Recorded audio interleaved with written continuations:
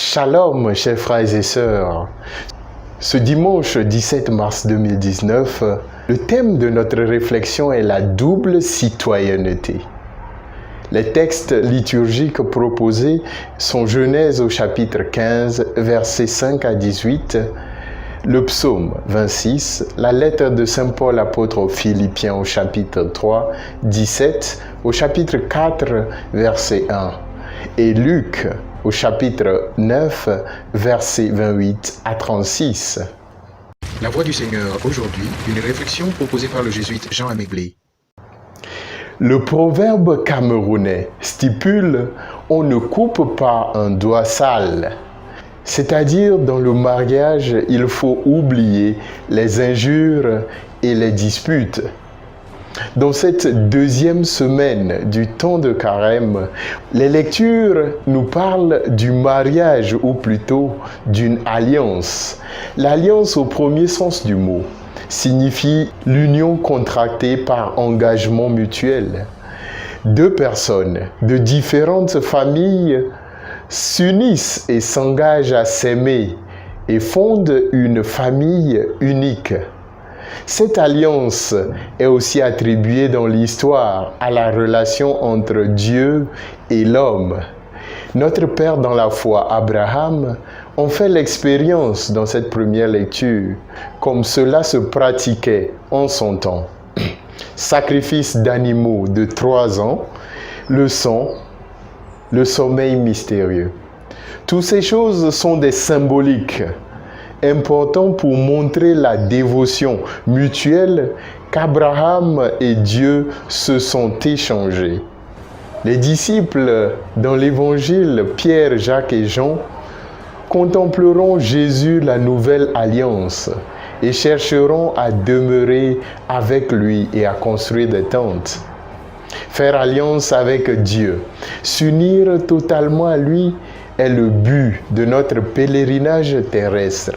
Saint Paul nous dira que nous avons notre citoyenneté dans les cieux. Nous sommes en fait des hommes et des femmes tendus vers les choses d'en haut, les choses du ciel. Cependant, notre vie sur la terre est aussi importante que celle du ciel. Nous avons cette double citoyenneté, celle d'être pleinement humain, mais avec un passeport aussi divin. Notre vie chrétienne doit nous permettre d'ordonner notre vie de telle manière que nous vivons et expérimentons ici-bas le bonheur d'être avec Dieu. Le mariage avec Dieu est un mariage à vie. Une chanteuse camerounaise dira « jusqu'à la gare ». Oui, c'est le ton pied mon pied. Ni nos péchés, ni notre surdité, ni notre refus de pardonner les autres, nos scandales ne peuvent empêcher Dieu de s'unir à nous. Nous pouvons donc divorcer de Dieu, mais lui ne peut pas divorcer de nous. C'est sur ce visage de Dieu que je nous invite à fixer nos yeux en ce dimanche. Il nous arrive des fois de refuser l'amour de quelqu'un parce qu'on ne se sent pas digne de lui ou d'elle. On pense que cet homme ou cette femme est plus belle et plus beau, plus intelligent ou intelligente, ou possède trop de qualités face à celui qui nous veut tout à lui pour toujours. Ouvrons nos cœurs à accepter l'amour que Dieu nous donne. C'est seulement conscient et convaincu de cet amour que nous dirons comme Pierre, « Maître, il est bon que nous soyons ici. Faisons plusieurs tentes.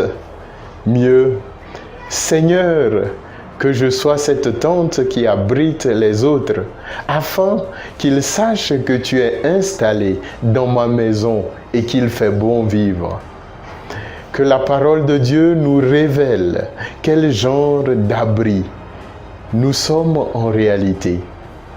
Est-ce un terrier de serpents venimeux ou un refuge spacieux contre la pluie et les vents de ce monde?